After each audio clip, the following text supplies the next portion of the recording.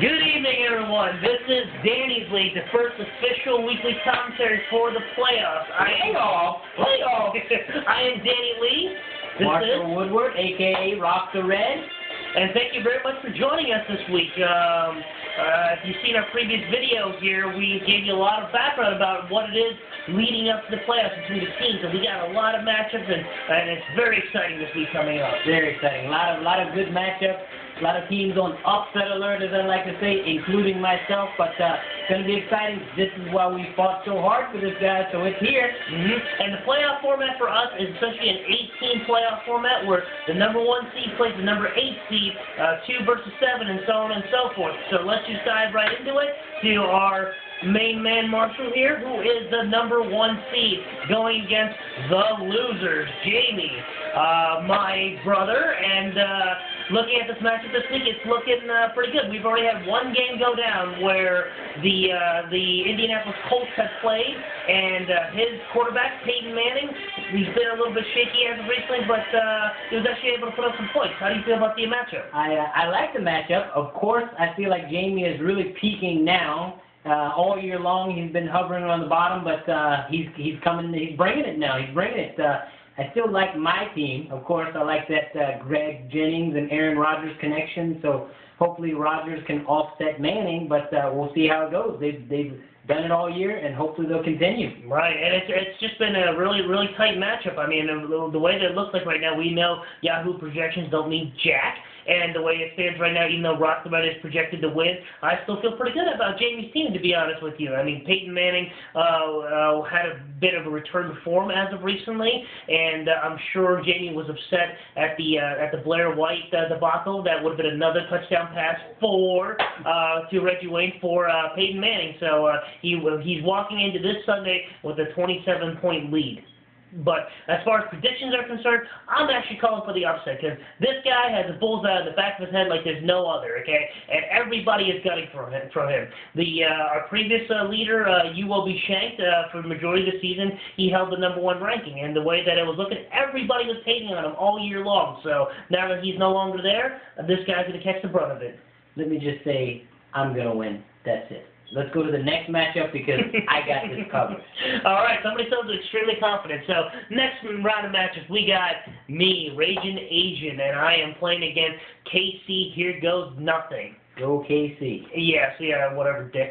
So the bottom line is that I have been talking about this from, at least in my mindset. I know KC had been at the bottom of the barrel for majority of the season. He's made some incredible moves as of recently, and his team is looking extremely dangerous. You're right. I mean, I really like the moves he's made all year long. He's got like a workman's attitude, blue-collar team, and I think that blue-collar team is going to take you down this week. Well, as far as the matchup is concerned, I've got Tom Brady, who's been trending on the up and up. My receiving corps is going to probably start showing up. I got Roddy White, Anquan Bolden going. I'm feeling pretty good about that, so I need them to show up this week. I didn't want to play KC because of his Peyton Hillis, Maurice Jones-Drew matchup. And plus, running back heavy. Yeah, absolutely. Running back heavy, and he recently picked up Deion Branch, and who knew that this guy was going to come out of nowhere and start producing some major points. But I do feel confident that I've been at the top of the league for the majority of the year, and I am going to be able to pull this one out as needed. But even though it's going to be a little bit of a scare factor. I'm actually going to go for the opposite. I'm going KC in this matchup. I like his team. I like the way things look. I feel like my partner over here is a little overconfident going into this matchup, but we're going to see what happens. Go KC once again.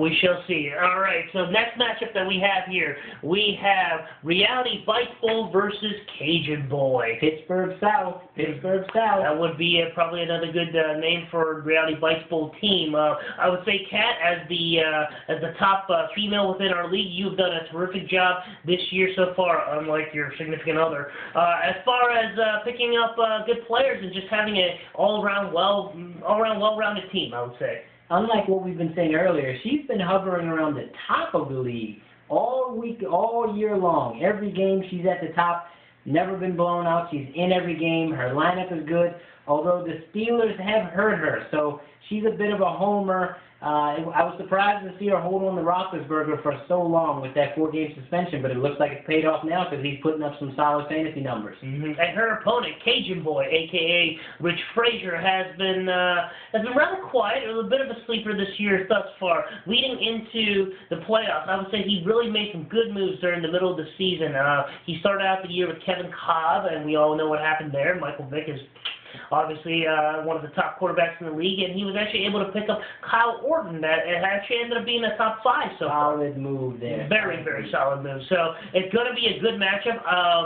Who are you going to give the win to this week? Man, I'm going to go, I think I'm going to pull for Cajun Boy this week. I think he's going to pull it off. I like the way his team has really moved up the ladder slowly, and he's peaking at the right time, so I'm going to go Cajun Boy.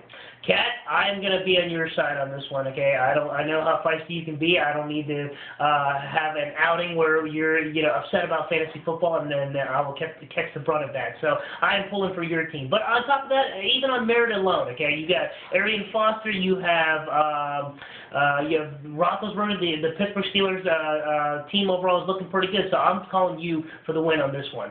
All right, we shall see. All right, next matchup that we have here will be finally, in my opinion, probably one of the most controversial matchups this year, which is You Will Be Shanked versus Kitty Cat. Kitty Cat, go Kitty Cat. Everyone knows that's my girlfriend, Crystal, and of course I am pulling for her team.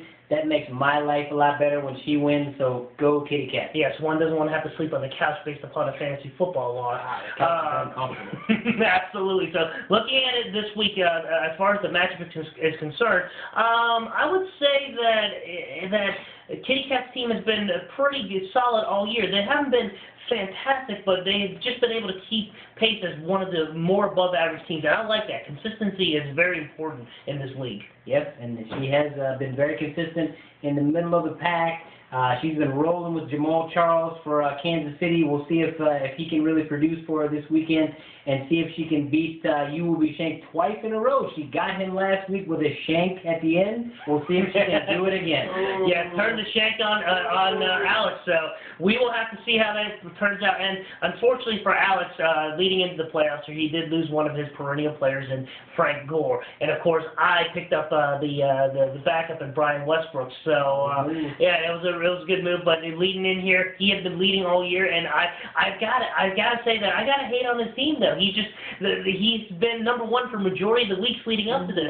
Too long, absolutely. And the reason being is because whenever he plays somebody, their team doesn't show up. It's not that his team blows up. Yes, he doesn't win the matchup. The other team loses the matchup. It is a rather interesting thing to see, but now leading into the playoffs, it no longer matters. As long as we're in, we're all on even ground again. So, and I would say, as far as predictions are concerned, I think Kitty Cats is going to win this one pretty handily. That's right, Kitty Cats. Go Kitty Cats. Go Kitty Cats. Obviously, we are on a time crunch, so we're going to get back to you guys next week. Good luck to all. And thank you for joining us. And once again, so say good luck to all. Hope to see you guys back here next week and for another round of riveting commentary. Boom! That's what you go with that. Over.